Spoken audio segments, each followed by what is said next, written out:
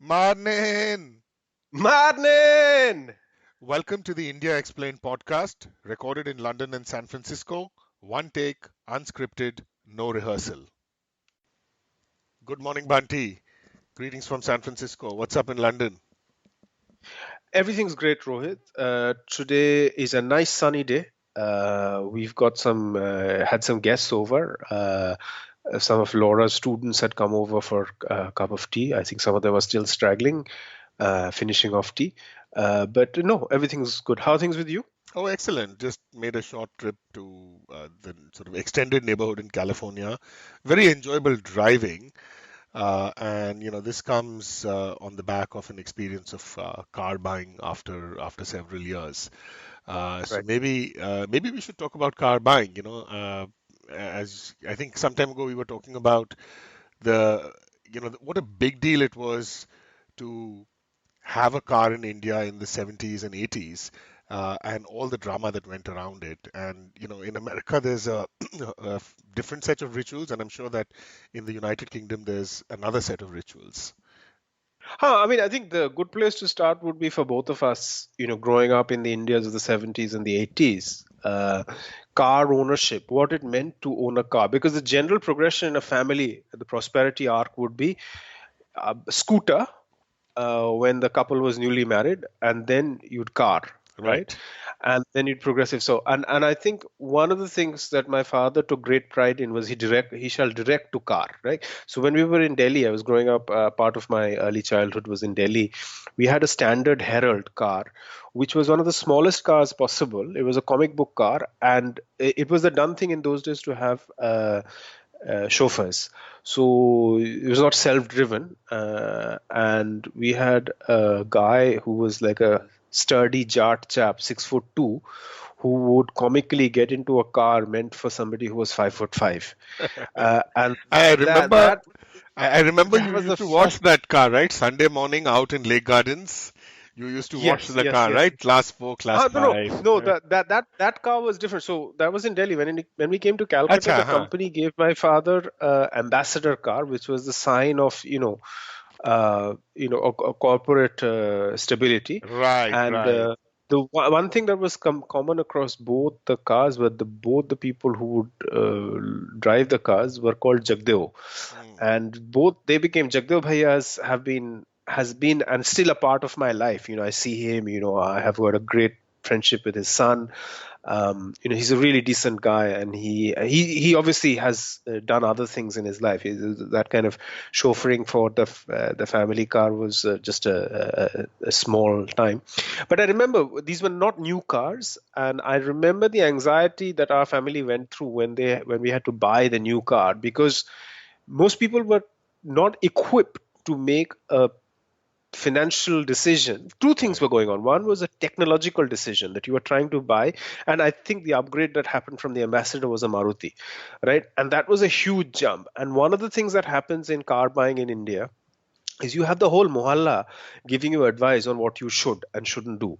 So there's this one school of thought which was that stick with the tried and tested ambassador, which is like a tank, built like a tank for a city that had scant regard for public order and traffic laws. And then there was this other which was saying that, look, Japanese people are clever people, you need to buy something that is small and nifty, and Maruti is the answer for the future, and plus it had air conditioning. Right. uh, and I think those were the kind of guidance that you had, which was like, Japan shall clever, therefore you shall buy clever car. And Hindustan Motors car was basically a lumbering tank, Right. and I think it took our family, obviously the financial side, it took a huge amount, because in those days there was no advanced financial product which you could. Right, right. So you essentially weren't buying a financial product; you were buying a product that would depreciate massively out of hard earned or saved money. And so I have fond recollection. And car buying in the UK is very different. So what's your experience of growing up with a car? And then tell us a bit about your car buying adventures recently. Oh, so yeah. This is fantastic. My dad was in the merchant navy and sailed around the world. Uh, excuse me. So when he took what was called in the parlance of the shipping industry a shore job, like a land job, Yeah. he had his own car. He bought his own car, which was a Fiat. And then the company that he worked for, I think at that point of time, made him an offer that they said, we'll buy out the car from you and we'll give it back to you. Because one of, my dad eventually worked in what was a QANPO, quasi-autonomous non-profit organization which was ultimately under the Ministry of Shipping. Uh, and so the salaries were on public sector scale, and public sector salaries didn't exactly keep pace with inflation. But one of the big draws of the job was what was called perks. So a car with chauffeur slash driver was one of the perks. Uh, so we had and then we lived in different parts of India. Sometimes the car came with us, sometimes we got a new one, but mostly we had ambassadors and Fiats. And I think my dad was still partial towards an ambassador again because, it had that sort of air of officialdom to it. So that was, my experience. And then the other sort of saga, which I think deserves a story of an episode of its own, is that for stretches of time we had the person who worked as a chauffeur or driver would be like very nice, professional, efficient person. But then we would go through these stretches where we would just have like just terrible luck. Like there'd be some guy who'd turn up drunk. At some point of time, we had a driver. He was very experienced, but we learned from another family who had him earlier as a driver. Khan Saab, he was called. That the a friend of mine in that house who's around my age. He said, "Man, like he can't see."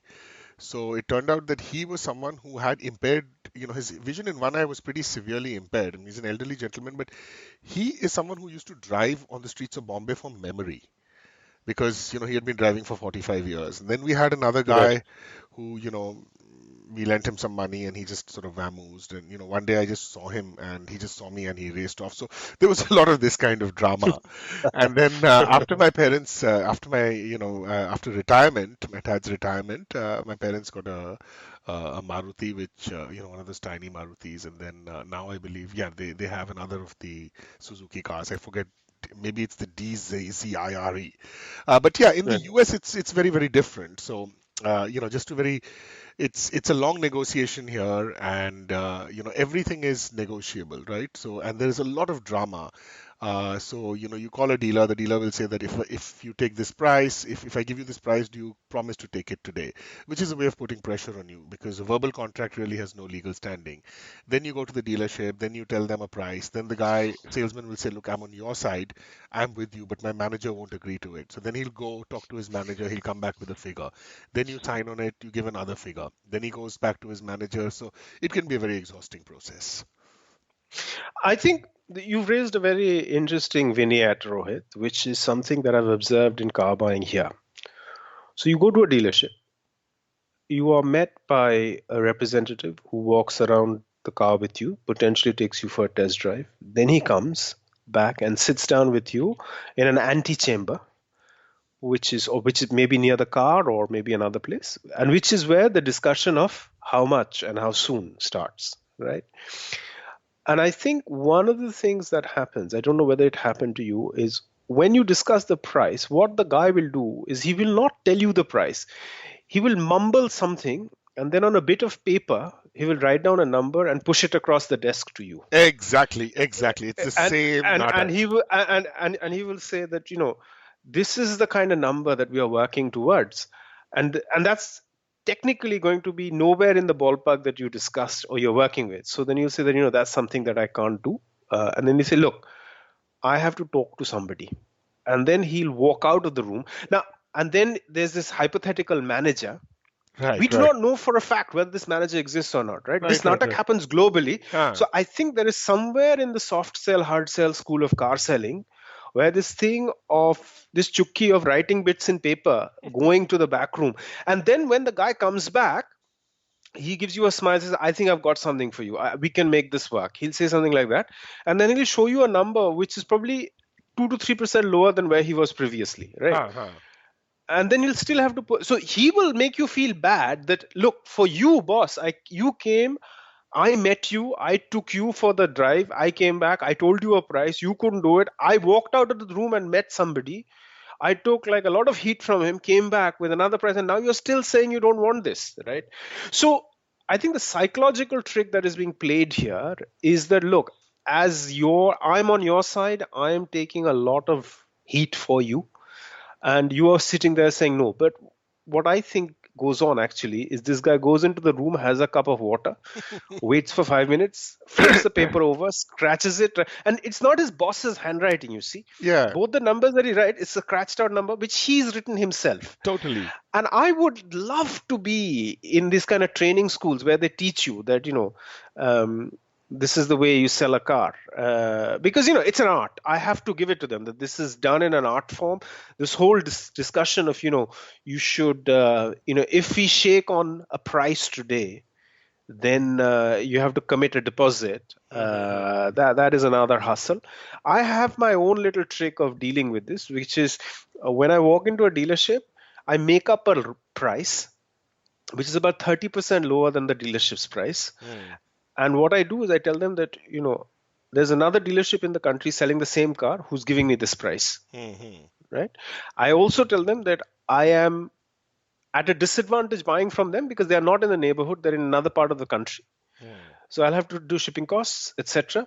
But this dealership's telling me that it doesn't matter where you buy the car, the servicing has to be done by somebody on the franchisee circuit. So he's effectively saying that he'll sell the car to me because he's operating out of a place on less overheads, but you guys will still have to be servicing and taking on the liability of maintenance. And this freaks people out massively. Right, right. I did this the one time, and I don't know whether I'll try it again because it didn't have very good results because the guy said, no, I can't sell you the car then. Right. Well, that, you know, the other thing is, I'm just going to mention here that, the person who can walk away is, I mean, this is a complete cliche, but it's true that, if you really lose your heart to a car or something, they do figure it out because they are very, very good, astute readers of human behavior, having seen this for a very long time. So, my technique is that even if I like something very much and they're close to my price, at least go away for a day or two, right? And just remind yourself of everything that you've read about delayed gratification. So, Bunty, we are at close to like time. So, any Okay, final okay, thoughts on okay, okay. this? No, I think anybody who's buying a car, just be aware that lots of tricks are deployed to buying a car, and I just think that uh, enjoy the car that you drive, and let us know if you have any car buying stories at indiaexplained@gmail.com. Fantastic. All right, man. We'll pick this up later on another topic. Take care. All right, take care.